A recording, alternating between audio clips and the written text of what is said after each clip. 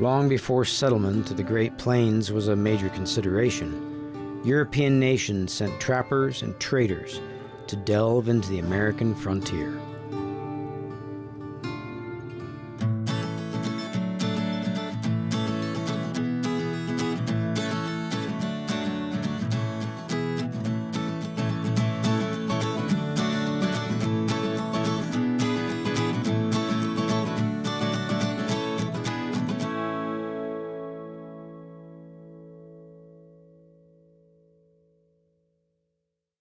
Some of the earliest interactions between Europeans and native tribes on the Great Plains were about the business of fur, with large nations including Spain, France, England, and eventually the United States vying for the rich resources of the North American continent. To learn more about this business and the life of those trappers and traders who lived it, Don Rollison welcomed historian, presenter, and member of the American Mountain Man Association, Keven Hiebert, to the Cottonwood Ranch. The trade with the Native Americans was part of the trappers' job too, because they always had trade goods, not only as a payment to go through the country, but to make friends and stuff. Today we'll talk about some of the stuff they had and some of the incidents, and so we have a guest today, and I'll let him introduce himself. My name is Keven Hiebert. I'm from, over in central Kansas there at a little town of Gossel, the fifth generation farmer and cattleman over there, but my mother was a longtime history teacher there, always had a interest in history there when other little boys was out playing baseball and football. I was out hunting and roaming up and down the creeks and collecting Indian artifacts. And we have a business called Bear Paw Traders. It's kind of supporting the collecting habit and also gets me into some very interesting museum circles and gallery circles and different things also. And so you've been doing this most of your life? Yeah, absolutely. Yeah. Yeah, I'm a longtime member of the organization called the Brotherhood of the American Mountain Man, or the AMM. We have different levels. You have to be sponsored into the organization by existing members, and then you can ascend to the higher level in the organization, which is called the Heverano. Our organization there is highly dedicated to accurate history. We are people actually out doing things that, trapping beaver and horseback trips and exploring and actually living the life. We also traveled north to the Museum of the Fur Trade in Chadron, Nebraska. The research material there at the Museum of the Fur Trade there at Chadron is just world class. It pulled in a lot of major collectors and historians from around the country as contributors and part of their friends group and everything, and just the wealth of knowledge there is just best in the world. My name's Naya Fester. I'm the director here at the Museum of the Fur Trade in Chadron, Nebraska. The museum covers 500 years of history and the entire North American continent. So our exhibits start up here with fishermen finding furs when Europeans came over for religious fasting days, and then it goes clear down to the modern fur trade. And we focus on the material culture. Those are items that were traded and used. We're here in Chadron because it is the site of an original trading post. The Bordeaux post has been reconstructed on its original footings in our outside exhibit gallery. This site was chosen as the trading post location because the area across north of us on Highway 20 was actually a Brûlé winter camp. Early means there was obtain traps through trade, and that was the French method there of setting up basically a trading site, and the natives bringing the pelts in, and that was the means of the government factory system. They would have the supply of goods, and then the natives would bring the pelts in. So the flags represent each of the different fur trade countries that would have traded. So we have Vikings, we have Spanish, several American flags because fur trade went on through several different decades. England, France, Russia for sure. Canada is more in the Pacific North Coast. So James Bordeaux worked for the American Fur Company out of Fort Laramie. He'd spend his summers there trading and doing work for them, and then he'd come here and trade. Winter was prime because A, they were camped across the way, and B, that's when the furs were most plentiful for thickness. So he'd do his trading, load everything up, take it to Fort Laramie, and then they'd ship it down to St. Louis. And then the fur companies, I mean, like Ashley and Henry Fur Company there, that, well, we can do one step better. We'll send our own men out and bring in the furs in and stuff. So that was early 1820s through probably about 1840. And that was kind of considered the height of the fur trade. I mean, it was a huge economic source there. Yeah. From the Hudson Bay Company and the Northwest Company. One of my favorite objects in the collection is this sword. It's a chief factor sword. These were swords that were made for the Hudson Bay Company governors. There was only about 18 to 25 made. 2 are known to be in existence, ours and one in the Hudson Bay Company. The cool thing about them is that they're monogrammed, so that we can trace who the sword belonged to, and we have access to his service records and those kinds of historical facts. So how did these get started? A lot of them started as young men, but were they mostly out for adventure, or they were out for adventure and to make money? Well, yeah, it was a lot of different things there. That I mean, probably one of the most famous things was Ashley and Henry's Fur Company. There, they put out an ad that just wanted 100 enterprising young men. I mean, they said the men went to the mountains for a number of different reasons. Some of them to make their wealth in pelts, some of them to escape basically pending jail sentence, ex-military men, just adventurers, but a lot of them just young men. But the fur companies that organized all the things, and either you were considered a company man, that all your needs were supplied by the fur companies, or you were what's called a free trapper, and they were the ones that married, usually had a native wife, and were on their, as they said, on their own hook, where they would trade with whoever they wanted to, whenever they wanted to, and didn't have any ties to anyone. Yeah, because the company trappers were more of a contract, what we consider them a contract trapper today. If they were doing that, they were working for a company.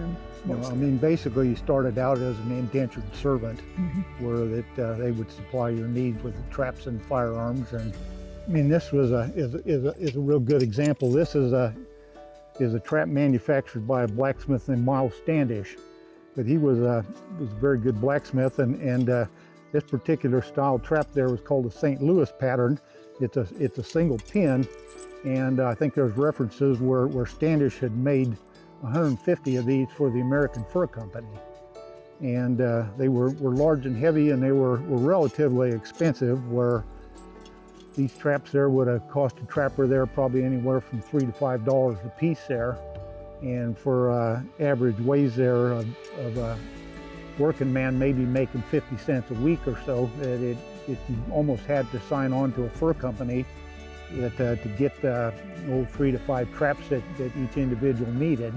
I mean, the guys heading out west there, they weren't decked in buckskins, or they were going with what they had on. They might have come out with a military coat and a pair of leather brogan shoes, and out of necessity, they often traded those off. I know there's a quote from Joe book about Joe Meek there, where that he said for a handful of beads, a free trapper's wife made him 3 pairs of moccasins, and he said he just walked totally different.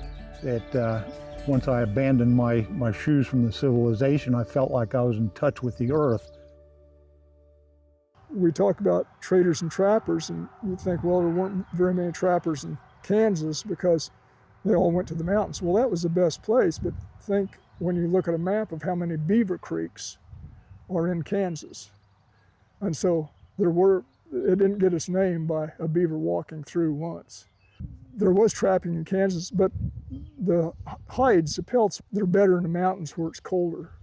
There's a continual ongoing debate amongst our American Mountain Man organization there, that some of the guys say, well, the mountain men trapped and processed a lot of other furs besides beaver, but there's direct notes from William Ashley and some of the major fur traders that beaver was the only thing that was worth enough to spend the money to pack out of the mountains. they were trapping a lot of other things. They were non-target animals and muskrat, and basically east of the Mississippi, a lot of those pelts were traded, but direct quotes there where beaver were the only thing that was worth enough to pack out of the mountains. And the beaver pelts were also graded too, because you had those that weren't too good, and then you got up to the really great ones, which, using a French term, was a plus, meaning plus.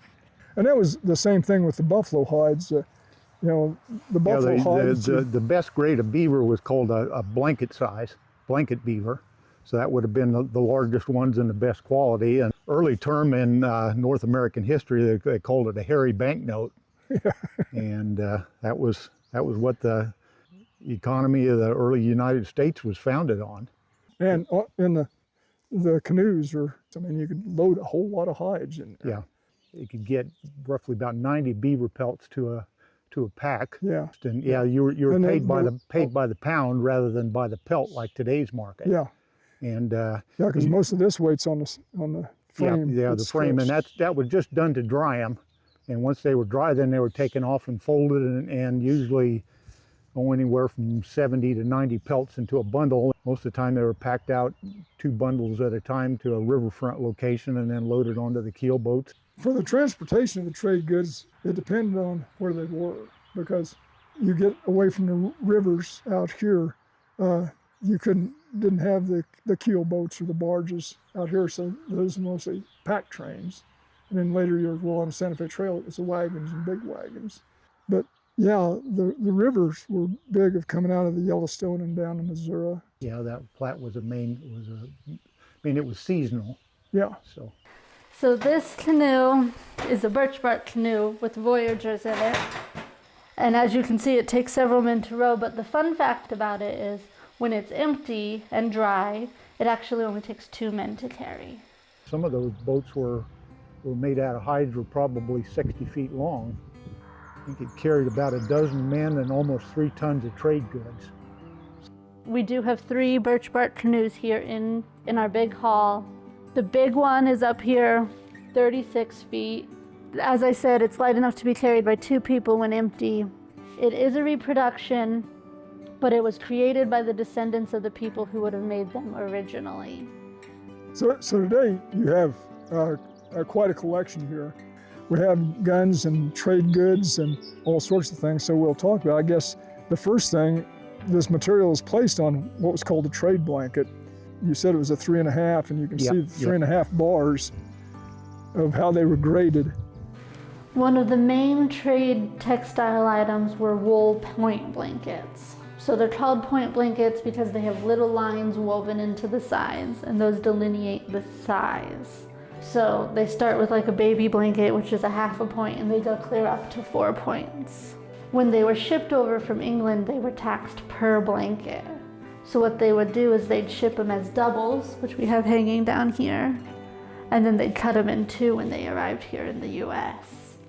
We do have the oldest known point blanket in existence, which dates to the Revolutionary War era, and that's here in our exhibit as well. I mean, they served everything from a shelter to fashioned into blankets, to just daily uses of blankets. And coats, Yeah. Moccasin liners and horse blankets and a little bit of everything. Yeah, they were all wool and very well made. One of the main items in our collection, our textiles collection, are these 5 fabric samples. After the Lewis and Clark expedition, William Clark was named the Officer of Indian Affairs, and he chose these 5 samples specifically for trade with the Western tribes. These items were found just stuck in an envelope at an auction. Luckily, people know what they are, and we were able to acquire them. So the beads, they were largely based on the region. You know, different regions preferred different colors of beads. Beads did come from Europe. They are glass beads, unless they're shell beads, which come from different tribes. Venice, Italy was a huge center for bead production. And some of those bead makers are still making them. We're going on 250 years. Pound beads was the original fur trade term of the small beads. I mean, there was a wide variety of these bigger beads. These would have actually been of Spanish origin. They're called the Nuevo Cadiz bead. They were some of the first ones that were introduced by the Spanish in South America, and they've showed up off the coast in Georgia and Alabama and some of the Spanish sites up there, but they'll date back to probably the mid-1600s. And they're also classified as a compound bead because they're white on the Yep. inside. Yep, just a layered bead. Yeah, they were considered the first North American chevron bead. Yeah. Now on this string there's just a variety of stuff from chevrons, and this particular stripe bead was called a Lewis and Clark bead, and they were actually, some of them, taken by the Lewis and Clark party as trade items.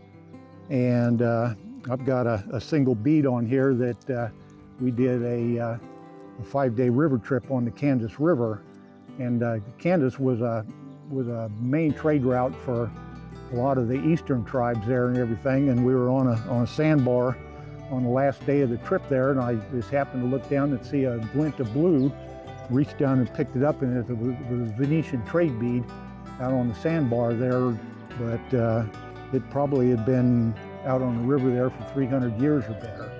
And so there's very tiny beads that we see in the beadwork today. They're still being made out of glass, and I knew they called those seed beads. They're really tiny. What they would do is they'd thread them on a horsehair, and then they'd take that horsehair and string it in whatever pattern they're doing and sew it on as they went through and did it that way. So this bead strip has been in our collection for almost ever, it seems. One day, a native woman came in and says, "I knowed that bead strip. My grandma made it." And she actually had a picture of her grandma with the blanket and the bead strip.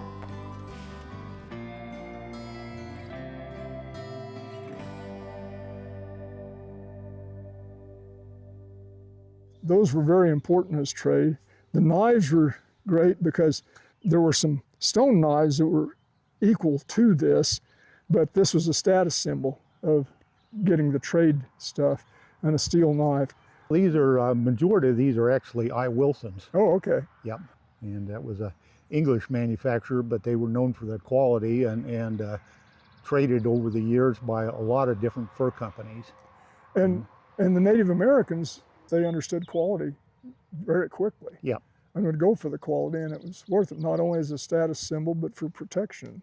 The I. Wilsons have been in business since the late 1700s, and their company marks changed quite a bit over the years, but it's usually a diamond and peppercorn was the I. Wilson mark there, and that was, I mean, even if the natives couldn't read, they could recognize that diamond and peppercorn mark on it, and that was a sign of quality. Axes have a very important part of the native culture as weapons, as status symbols, and as major trade items. These are probably actually a little bit later than the early fur trade. They date probably 1860 to 1870s. The earlier ones were a little bit heavier, and they were more actually a weapons grade rather than pieces like these were status symbols.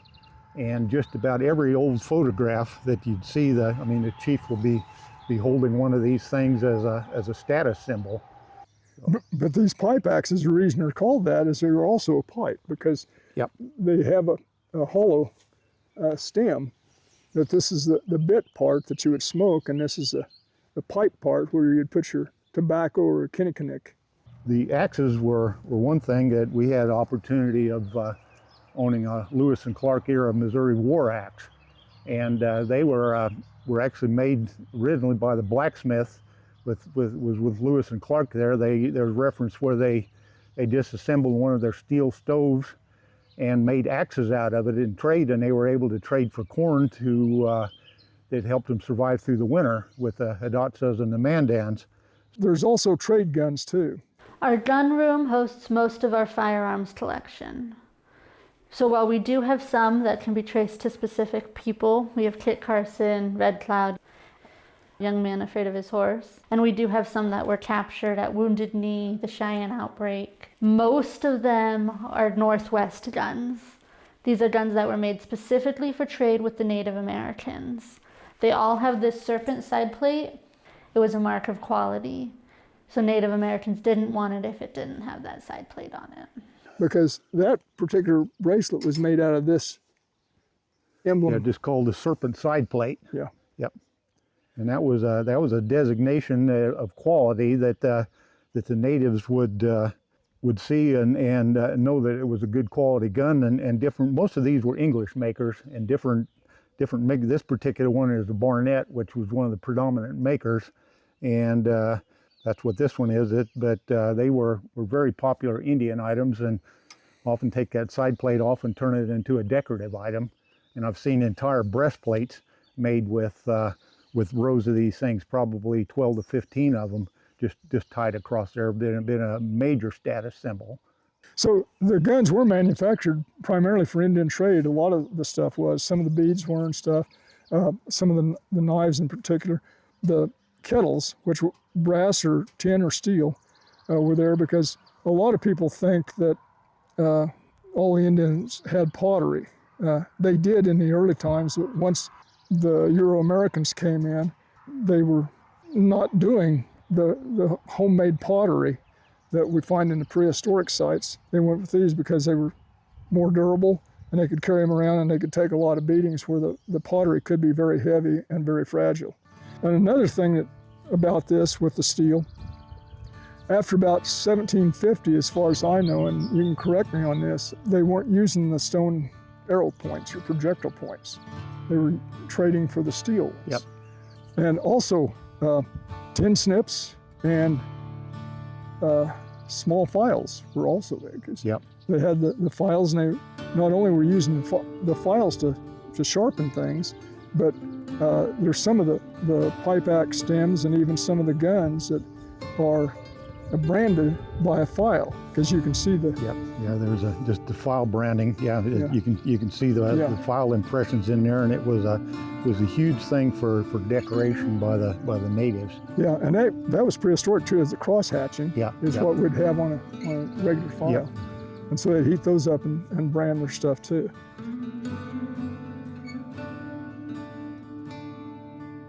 You know, I mean, part of our American Mountain Man group there is to actually get out and experience things. So kind of maintain our future there, you kind of got to look back at the past and kind of learn from your mistakes. And I mean, there could have been things done a lot differently as far as the way the native population was addressed. But I mean, it's just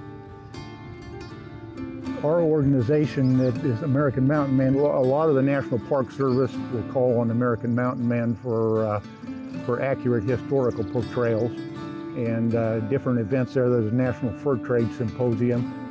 Well, I volunteer out at Maxwell Wildlife Refuge, and they just 2 weeks ago, we had in 2 days there run approximately 600 middle school kids through for presentations, and the most important thing is historical accuracy. Yeah.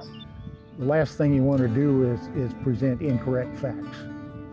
Yeah. And historical accuracy, that I mean, I learned that from my mother as a history teacher there, that's the most important. It's been a very important part of my life there. So. Well, and too, I think it's very important that you're doing this, because it was a very important time in the history of contacting the Native Americans and exploration. And so it was a very important phase in the history of the nation.